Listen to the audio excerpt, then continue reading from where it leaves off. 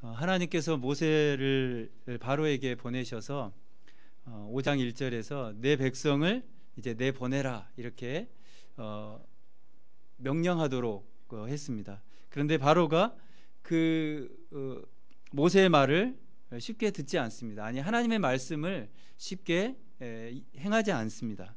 그래서 하나님께서 애굽에 이제 재앙을 내리셨죠. 우리가 이전까지 살펴본 재앙이 9가지지 않았습니까? 피, 개구리, 이파리, 악질, 독종, 우박, 메뚜기, 그 다음에 흑암의 재앙까지 무려 9가지의 재앙을 내렸음에도 불구하고 모세는 이스라엘 백성들을 보내지 않았습니다. 그런데 출애굽기 10장 27절과 오늘 본문 10절에 보면 바로의 마음을 완악하게 하신 분이 누구라고 말합니까? 바로 여호와께서 바로의 마음을 완악하게 하셨다 이렇게 기록하고 있습니다. 여러분, 하나님께서 그 9가지 재앙, 아니 이제 오늘 다음 마지막 재앙을 예고하고 있는데 이런 재앙을 통해서 하나님은 꼭 일하셔야만 하는가? 우리는 그렇게 생각할 수 있습니다. 여러분, 하나님은 전능하신 분이시고 능력이 있는 분이신데 굳이 이런 재앙을 통해서 바로가 이스라엘 사람들을 내보내도록 하셔야 했는가? 단숨에 하나님 하실 수 있지 않겠습니까? 그런데 지금 9가지의 재앙, 그리고 이제 마지막 오늘 얘기하고 있는 이 장자의 죽음의 재앙까지 하나님께서 이런 재앙을 바로에게 계속해서 보이신 이유가 있다는 것입니다.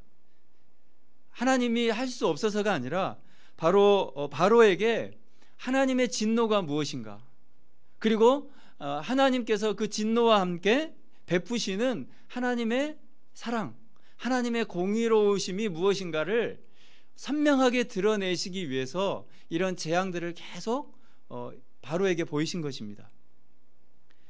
여러분, 오늘 10번째 재앙은 어떤 재앙입니까? 바로 땅에 있는 모든 처음 난 것들의 죽음입니다. 애굽 땅에 있는 모든 처음 난 것들의 죽음. 5절과 6절에 보면 왕인 바로부터 시작해서 그리고 종들에 이르기까지, 그리고 심지어 가축에 이르기까지 모든 처음 난 것들이 다 죽음을 맞이하게 될 것이라는 것입니다. 그리고 그 애굽 온 땅에 전무후무한 큰 부르짖음이 있을 것이다 이렇게 말씀하고 있습니다. 여러분, 큰 부르짖음은 어떤 우리가 기쁠 때도 부르짖지 않습니까? 근데 여기서 부르짖음은 기쁨의 부르짖음이 아니라 바로 고통과 눈물의 부르짖음입니다. 전무후무하다는 것은 그 고통이 이루 말할 수 없다는 것을 표현하고 있는 것이죠. 하나님께서 애굽 왕과 애굽 백성들이 지금 하나님의 말씀 앞에 순종하지 않는 것, 아니 창조주 하나님을 기억하지 않고 자신들이 만든 풍요의 신을 섬기는 그들을 향해 하나님께서 진노하고 계시는 겁니다. 여기서 하나님의 진노는 단지 어떤 자녀들이 잘못했을 때 야단치듯이 하던 그런 진노가 아니라 하나님의 심판을 말씀하고 있는 것입니다. 영원한 하나님의 심판을 지금 하나님의 진노로 드러내고 있는 것이죠. 여러분, 하나님의 진노가 로마서 1장에 보면 아주 자세히 나와 있습니다. 하나님이 어떤 상황에서 진노를 바라시는지요?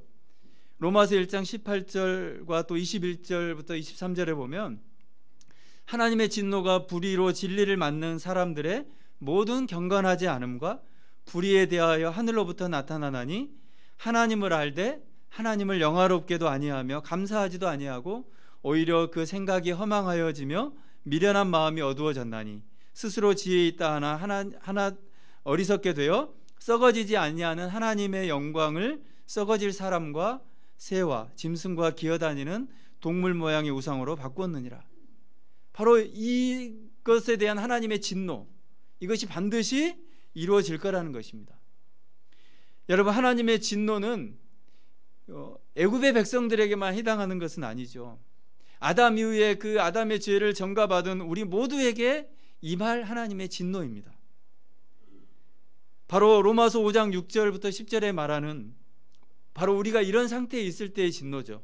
바로 연약할 때, 그리고 우리가 죄인 되었을 때, 그리고 우리가 하나님과 원수된 상태, 이때 바로 내려지는 진노, 이것이 바로 하나님의 진노인 거죠.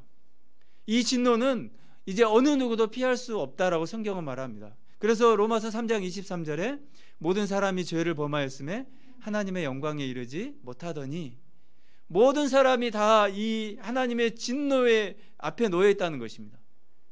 누구도 피할 수 없고 누구도 자유로울 수 없는 이 진노 앞에 다 놓이게 됐다는 것이죠. 여러분, 하나님의 진노 그리고 하나님의 심판, 이런 이야기는 교회 안에서 별로 인기가 없는 말입니다. 아니, 교회 안에서뿐만 아니라 교회 밖에도 하나님의 진노와 심판에 대해서 얘기하면 별로 듣고 싶어 하지 않습니다. 19세기 자유주의의 영향으로 인해서 이제 하나님의 진노, 하나님의 심판, 이런 얘기를 하면 마치 굉장히 고리타분한 이야기처럼 사람들의 별 관심을 끌지 못하는 이야기가 되어버렸습니다. 여러분, 하나님의 진노가 선포된다는 것, 하나님의 진노가 반드시 드러난다는 것은, 반대로 얘기하면 그 진노 가운데 하나님께서 그 진노를 가운데 건져주시는 자들에게는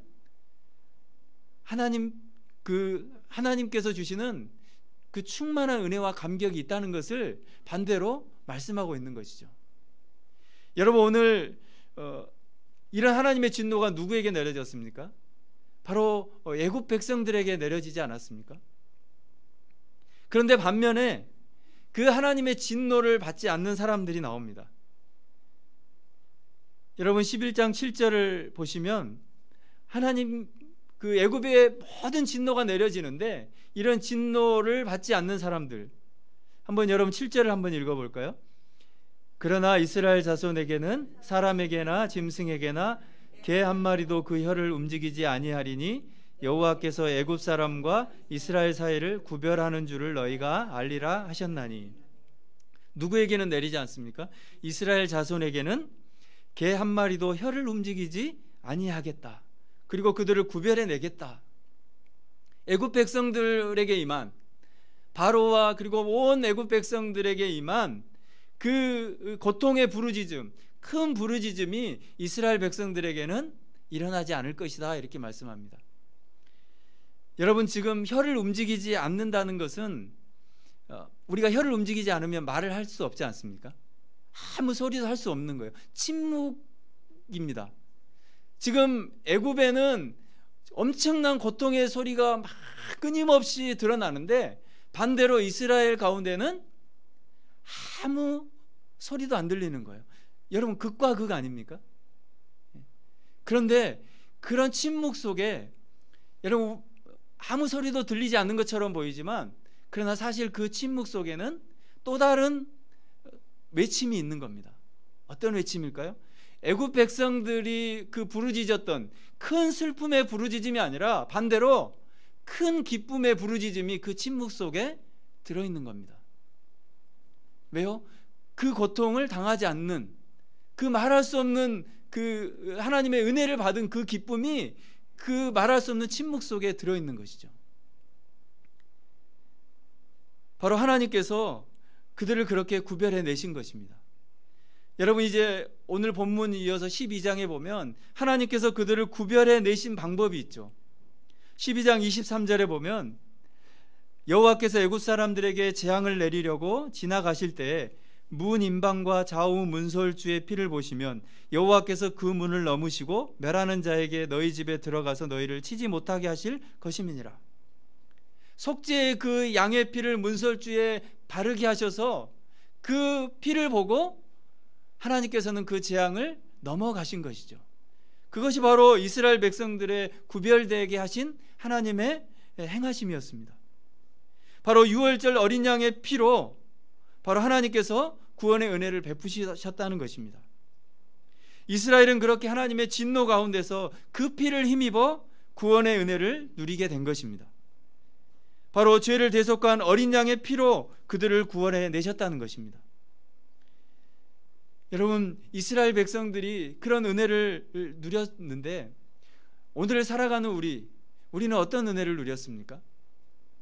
하나님께서 이스라엘 백성들에게 주셨던 그 동일한 은혜를 오늘 우리에게 주셨습니다. 우리가 경건하지 않음과 우리의 불의함과 우리의 죄로 말미암아 영원한 하나님의 진노 가운데 놓여 있을 우리를 하나님께서는 긍휼히 여기시고 우리에게 내려질 그 진노를 하나님께서는 거두셨다는 것입니다. 어떻게 거두셨습니까? 여러분, 베드로전서 1장 17절부터 19절 말씀을 우리 함께 읽어보겠습니다. 외모로 보시지 않고 각 사람의 행위대로 심판하시는 이를 너희가 아버지라 부른즉 너희가 나그네로 있을 때를 두려움으로 지내라. 너희가 알거니와 너희 조상이 물려준 헛된 행실에서 대속함을 받은 것은 은이나 금같이 없어질 것으로 된 것이 아니요 오직 흠없고 점없는 어린 양 같은 그리스도의 보배로운 피로 된 것이니라. 대속함을 받은 것, 우리의 그 모든 하나님의 진노를 하나님이 걷어가신 것, 무엇 때문입니까? 우리의 의로움이 아니라 바로 흠없고 점없는 그 이스라엘 백성들의 그 문설주에 바른 어린 양 같은, 누구의 피요? 그리스도의 보배로운 피로 하나님께서 우리에게 내려질 진노를 거두셨다는 것입니다. 갈라디아서 3장 27절에 사도 바울은 바로 그 피를 무엇으로 표현하냐면 그리스도의 옷이라고 표현하고 있습니다. 하나님께서 우리에게 그리스도의 그 피의 옷을 입혀주셨다는 것입니다. 그래서 우리가 하나님의 진노에서 자유함을 얻게 된 것입니다. 여러분, 우리가 그 자유함을 얻은 것, 하나님께서 우리의 모든 진노를 가져가신 것, 그것이 여러분 얼마나 큰 대가를 하나님이 치르셨습니까? 그저 우리가 은혜라고 하니까 그냥 은혜인가 보다 라고 생각하지만 하나님께서 우리에게 치르신 그 가치는 어떤 것입니까? 여러분, 고린도전서 6장 19절과 20절을 함께 읽어보겠습니다. 너희 몸은 너희가 하나님께로부터 받은 바 너희 가운데 계신 성령의 전인 줄을 알지 못하느냐?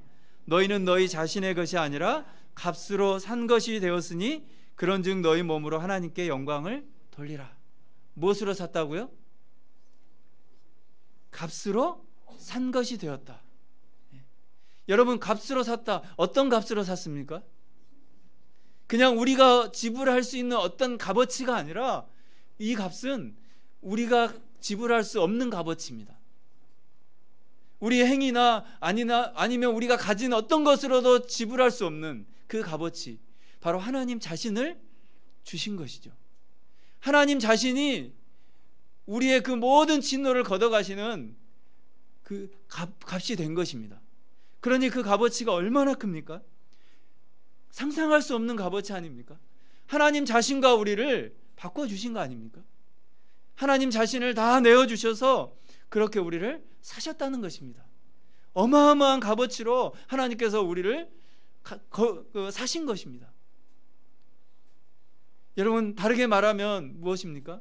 우리가 그만큼 사실은 자격이 없는데 하나님께서 어마어마한 가치로 우리를 사셨다는 것은 하나님 편에서 볼 때 우리 하나님 자신을 내어줄 만큼 우리를 사랑하셨다는 거 아닙니까?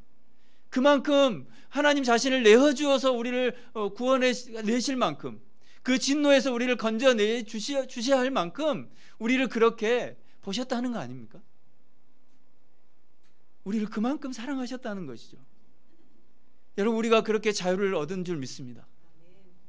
하나님 모든 대가를 치르셔서 우리를 그 모든 진노 가운데서 건져주셨고 우리에게 진정한 자유를 주신 것입니다.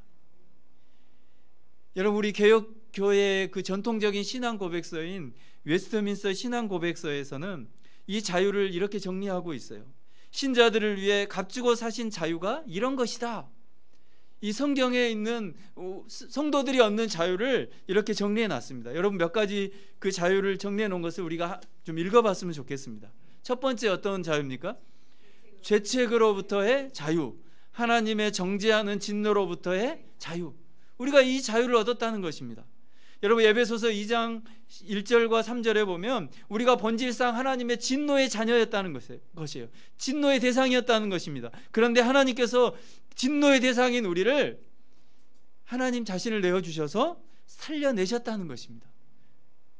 바로 모든 죄 가운데서, 하나님의 모든 진노 가운데서 우리가 자유함을 얻었다는 것입니다. 또 어떤 자유를 얻었냐면 이런 자유를 얻었습니다. 함께 읽어볼까요? 현재 이 악한 세상,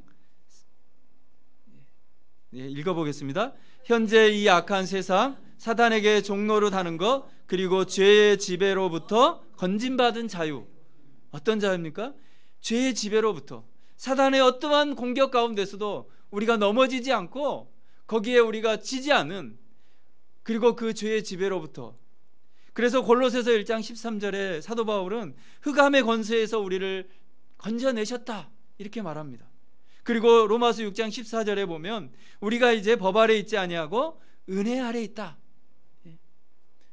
여러분, 하나님께서 우리를 건져내신 것은 바로 이런 모든 사단의 그 종 노릇에서 우리를 건져내신 것입니다.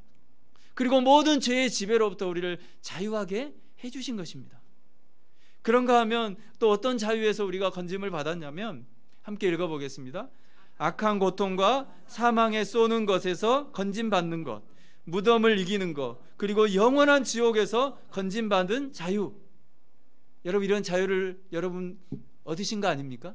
네? 그래서 고린도전서 15장 55절부터 57절에 보면 사망아 너의 승리가 어디 있느냐, 사망아 너의 쏘는 것이 어디 있느냐, 사망이 쏘는 것은 죄요 죄의 권능은 율법이라. 우리 주 예수 그리스도로 말미암아 우리에게 승리를 주신 하나님께 감사하노니. 사망이 우리를 결코 누를 수 없다는 것입니다. 우리가 어디 아래 있기 때문에요? 그리스도 예수로 말미암아 주시는 승리 가운데 있기 때문에, 이미 그 승리를 얻었기 때문에 사망이 우리를 결코 묶을 수 없다는 것입니다. 우리가 그런 자유를 얻은 것입니다. 그런가 하면 우리가 또 하나님 앞에서 어떤 자유를 얻었냐면 함께 읽어보겠습니다. 하나님께 자유롭게 나아가는 것과 노예와 같은 두려움에서가 아니라 자녀의 사랑과 자원하는 마음으로 하나님께 순종하는 자유. 무슨 얘기입니까? 이제는 우리가 그냥 건짐받은 정도가 아니라 그 하나님 앞에 나아갈 수 있는 자유를 얻게 됐다는 거예요. 우리가 하나님 앞에 갈 수 있습니까? 우리가 하나님 앞에 설 수 있습니까? 우리가 감히 하나님의 이름을 부를 수 있습니까? 우리는 하나님의 이름을 부를 수도 없고 하나님의 얼굴을 볼 수도 없고 하나님 앞에 설 수도 없는 그런 자들인데, 이제는 담대하게 하나님 앞에 나아갈 자유를 얻게 됐다는 것입니다. 그래서 히브리서 4장 16절에도 우리는 긍휼하심을 받고 때를 따라 돕는 은혜를 얻기 위하여 은혜의 보좌 앞에 담대히 나아갈 것이니라.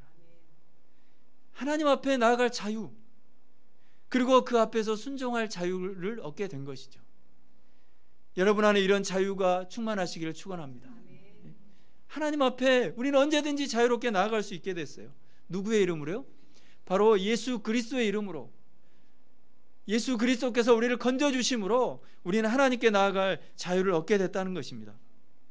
그리고 또 얻은 자유가 있습니다. 함께 읽어볼까요? 하나님과 충만한 교제의 자유. 그냥 나아가는 정도가 아니라 이제는 그 능력에 충만하신 하나님과, 거룩하신 하나님과 교제할 수 있는 자유를 누리게 됐다는 거예요.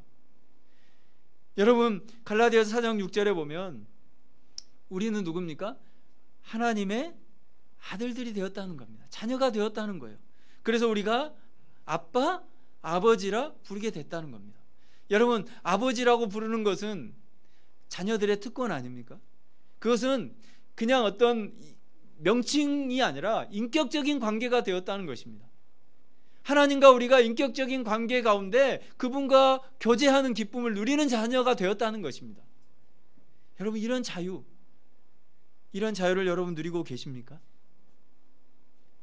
그런데 우리는 이런 자유를 이미 얻었다는 것도 압니다. 예수 그리스도를 통해서 우리는 이런 자유가 우리에게 주어졌어 라는 것도 알아요. 그런데 이 땅을 살아가면서 우리의 삶의 무거운 짐들, 많은 무거운 짓누름이, 그 짓누름이 우리를 누르고 있지 않습니까? 죄에 대한 짓누름, 그리고 우리의 삶의 버거운 문제들에 대한 많은 짓누름이 우리를 여전히 누르고 있어요. 여러분, 철로 역정이라는 그 유명한 고전이 있지 않습니까? 그 책에 보면 이 주인공 크리스찬이 나와요. 이 크리스찬이 이제 그 믿음의 길을 걸어갑니다. 그런데 그가 걸어가면서 계속 낙담의 구렁텅이에 빠져서 많은 문제에 시달려요. 그러면서 그의 등에 끊임없는 짐들이 막 쌓이기 시작해요.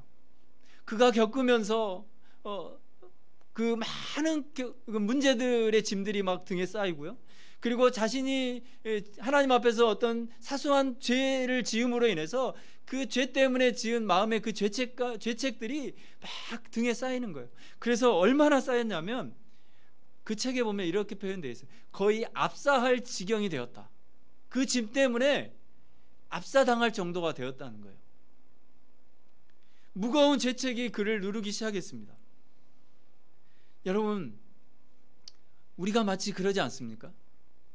이미 자유를 얻은 자, 그 진노에서 자유한 자가 되었다고 하지만 우리의 삶에서 당하고 있는 많은 환난의 문제들, 그리고 우리가 끊임없이 짓고 있는 수많은 어떤 죄들 때문에 우리 안에 그 짓누름이 있지 않습니까?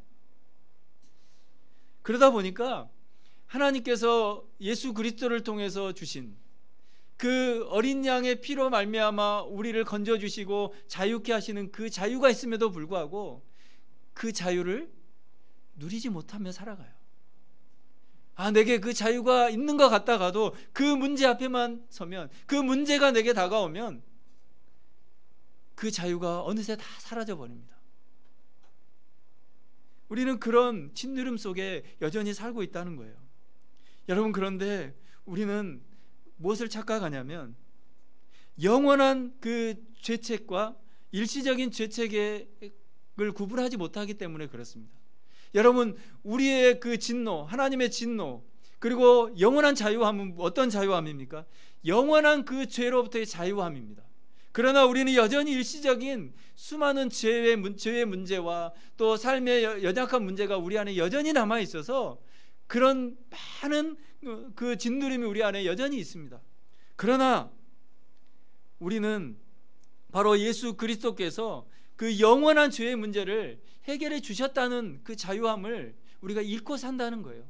그 일시적인 것과 늘 혼돈하며 살아가기 때문에 그 자유를 우리가 확인하지 못하고 누리지 못한다는 것입니다. 여러분, 정말 예수 그리스도의 그 피로 여러분 자유함을 얻으셨습니까? 그 하나님의 영원한 진노에서 건짐을 받으신 거 맞습니까? 그것이 우리의 자유함입니다. 오늘 우리의 많은 죄로 인해서 우리를 짓누르고 그리고 삶의 무거운 문제로 우리가 짓눌림 당한다 할지라도, 여러분 아까 우리가 읽은 거 있지 않습니까? 그것이 우리를 짓누를 수 있습니까? 그것이 우리에게 있는 그 자유를 빼앗아갈 수 있습니까? 아니, 하나님께서 모든 것을 다 내어주셔서 우리를 향한 그 사랑을 뺏어갈 수 있습니까? 결코 빼앗아갈 수 없는 것입니다. 그런데 우리는 그 자유를 우리의 지금 삶의 문제들 때문에 빼앗길 수 있을 거라고 우리는 착각하기 때문에 그 자유를 누리지 못하는 것이죠. 오늘 예배하는 모든 성도님들, 하나님께서 여러분을 사랑하시는 줄 믿습니다. 그래서 자신을 내어주셨습니다. 하나님께서 여러분을 값으로 사셨습니다. 여러분, 그래서 우리가 하나님 앞에서 그렇게 가치 있는 인생이 된 것입니다. 여러분, 그런 자유함을 누리시기를 바랍니다. 그리고 삶의 작은 문제들이 있다 할지라도 그것 때문에 그것이 지는 짓누름 속에 살아가지 않기를 바랍니다. 그것에서도 자유하시기를 바랍니다. 심지어 죽음 앞에서도 자유하는 저와 여러분 되기를 원합니다. 그것이 성도가 누리는 진짜 자유함인 것입니다. 그래서 하나님은 우리에게 이미 주어진 그 자유를 이렇게 사용하라고 우리에게 말씀하고 있습니다. 우리 베드로전서 2장 16절 17절 말씀 함께 읽어보겠습니다. 너희는 자유가 있으나 그 자유로 악을 가리는 데 쓰지 말고 오직 하나님의 종과 같이 하라. 무사람을 공경하며 형제를 사랑하며 하나님을 두려워하며 왕을 존대하라. 어떻게 하라고요?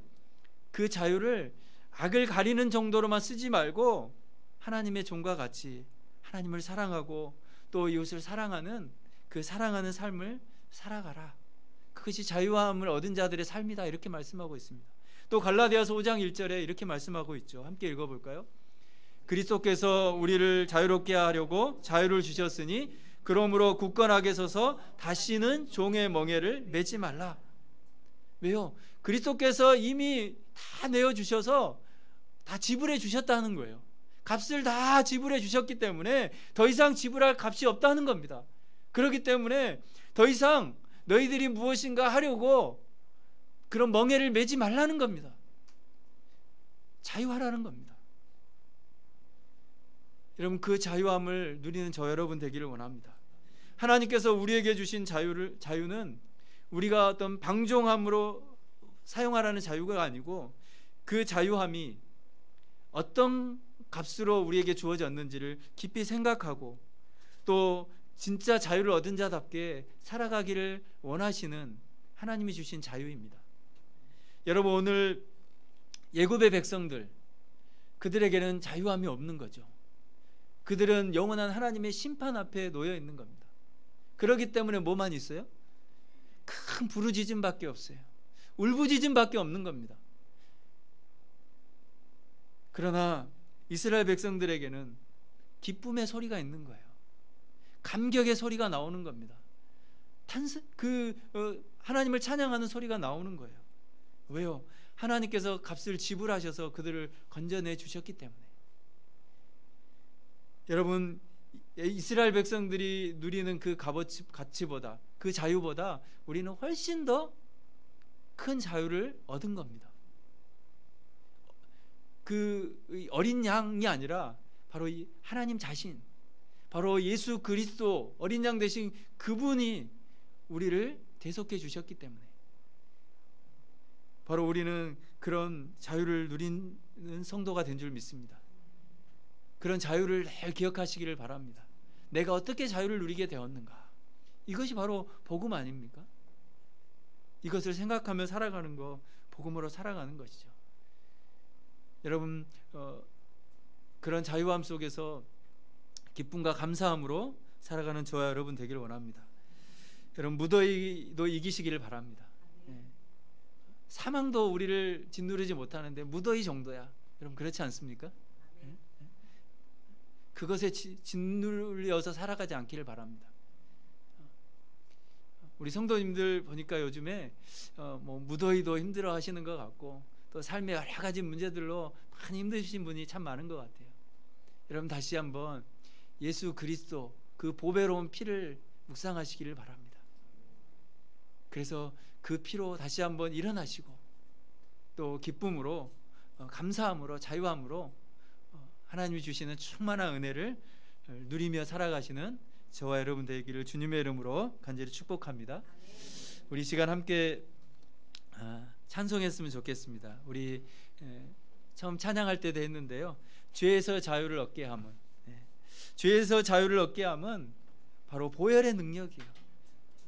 어린 양 대신 바로 보배로우신 예수 그리스도의 피로 말미암아 우리가 건짐받은 거죠. 하나님의 진노에서 건짐받은 거죠. 그리고 진노에서 노임받은 자유함을 얻은 백성이 된 것이죠. 바로 예수 그리스도의 그 보혈의 능력이 있는 겁니다. 여러분, 무엇인가 여러분을 짓누르고 있습니까? 삶의 무거운 문제가 짓누르고 있습니까? 아니, 어떤 관계 속에서 또 짓누름의 문제가 있습니까? 아니, 내가 알 수 없는 어떤 문제들로 짓누름 속에 있습니까? 여러분, 오늘 이 밤에 그 보혈이 여러분을 덮여지기를 원합니다. 그 보혈이 여러분 가운데 충만하게 덮여지기를 원합니다. 그래서 그 모든 문제들 속에서 나오는 여러분 되기를 원합니다. 자유함을 누리시는 여러분 되기 원합니다. 그 문제들을 이겨내시는 여러분 되기 원합니다. 그 보혈의 능력으로 다시 일어나는 저와 여러분 되기 원합니다. 우리 함께 힘있게 함께 찬양했습니다. 주의 보혈 능력이 있도다. 우리 함께 찬양하겠습니다.